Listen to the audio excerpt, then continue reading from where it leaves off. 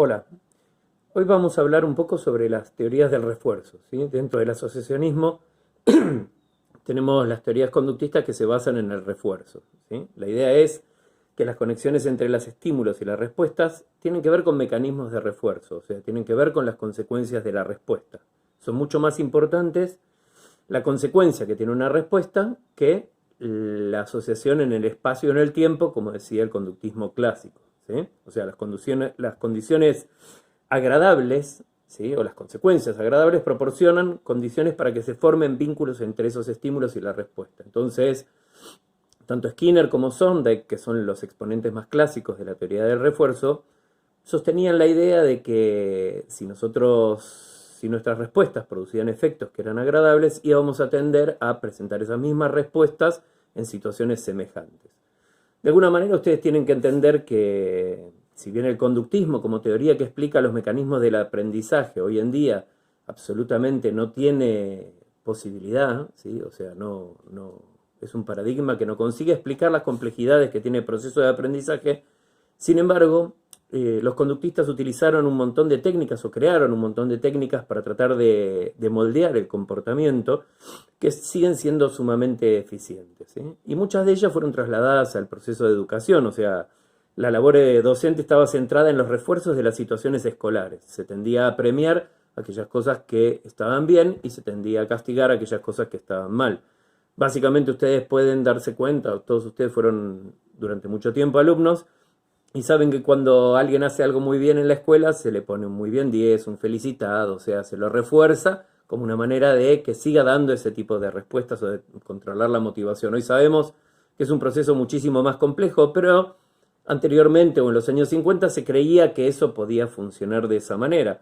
En alguna época en la Argentina, con el advenimiento del constructivismo, se pensó que no estaba bien, entonces sustituyeron el muy bien 10 felicitado por caritas felices o caritas tristes, lo cual sigue siendo una especie de reforzador, ¿sí? Entonces básicamente se preocupaban por tratar de explicar cómo se podía aprender en la escuela. Por ejemplo, Thorndike describió 5 factores fundamentales para mejorar el aprendizaje, o sea, no dejaba de lado el interés, había que captar el interés del alumno por el trabajo, había que generar mayor interés del alumno por mejorar el desempeño, había que de alguna manera vincular el aprendizaje con alguna meta del alumno, había que crear la conciencia de que aprender permitiría satisfacer necesidades, ¿sí? Y había que trabajar para mejorar la amplitud de concentración, o sea, la capacidad de poder prestar atención. Ustedes fíjense que Sondheim, de una manera ya deliberada, empezaba a introducir factores motivacionales o que posteriormente vamos a llamar cognitivos. ¿Qué quiere decir? Que no era tan radical como Skinner. Thorndike aceptaba de alguna manera la mediación de ciertos estímulos que hoy serían llamados cognitivos. En cambio, Skinner de alguna manera trató de imponer su esquema de funcionamiento del aprendizaje a todas las instancias de la vida, ¿sí? Para Skinner el condicionamiento se llama operante, o básicamente se llama operante porque opera sobre el ambiente, ¿sí?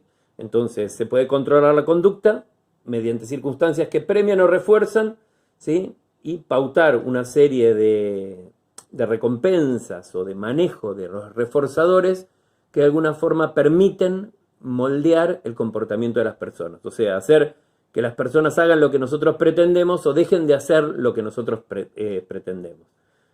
Skinner en principio no acepta la existencia del condicionamiento clásico. Ahora dice que los aprendizajes o las conductas más complejas de los seres humanos se determinan a través de los procesos del condicionamiento operante o de moldeamiento. Para eso establece una contingencia o un cuadro de contingencias de los reforzadores, ¿sí? En el cual supone que si nosotros administramos un reforzador positivo, ¿sí?, va a aumentar la tasa de respuestas de ese comportamiento. Por ejemplo, si una persona, imaginemos una situación como básicamente de alguien que trabaja de estajo, ¿no es cierto? Alguien que fabrica camperas. Entonces, si esa persona fabrica una campera y yo le doy un reforzador positivo, que en este caso sería dinero, aumentaría la tasa de respuestas, ¿sí?, de fabricar camperas.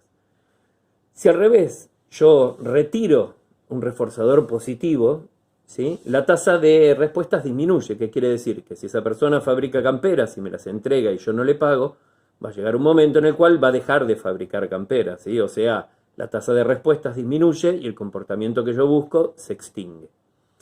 Al revés, pensemos en los estímulos adversos o aquellas cosas que causan displacer. Si yo presento un estímulo adverso, disminuye la tasa de respuestas, ¿sí? O sea, imaginemos, ya no vamos a usar el ejemplo del trabajo de estajo, sino imaginemos un ejemplo como de castigo.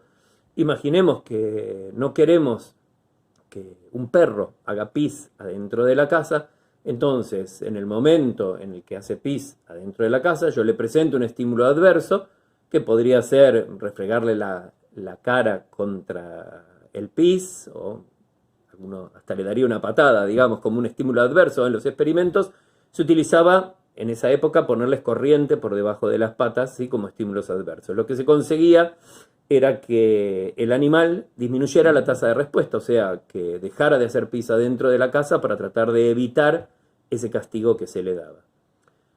Y finalmente hay otra contingencia que sucede cuando yo retiro un estímulo adverso. O sea, imaginemos que una situación en la cual hay una especie de castigo y ese castigo se retira. Por ejemplo, imaginemos que tenemos a un chico que quiere jugar a la Play, ¿sí? Y no se le digamos, no, el ejemplo de la Play no es, porque imagínense que yo no lo dejo jugar a la Play, no le estoy retirando algo que significaba un castigo, ¿sí? Sino que en ese caso se trata solamente de promesas. En el caso particular de retirar un estímulo adverso imagínense que en una situación semejante, yo quiero que el perro aprenda a comer en un determinado lugar. Entonces, retiro la posibilidad de un castigo que se daba particularmente en ese momento, como por ejemplo era, no sé, pegarle una patada cuando el perro come del tacho de basura. Si yo dejo de pegarle, ¿sí? Cuando veo que come del tacho de la basura, probablemente aumente esa respuesta, que quiere decir que retiré un estímulo adverso y que la tasa de respuestas tiende a aumentar, ¿sí?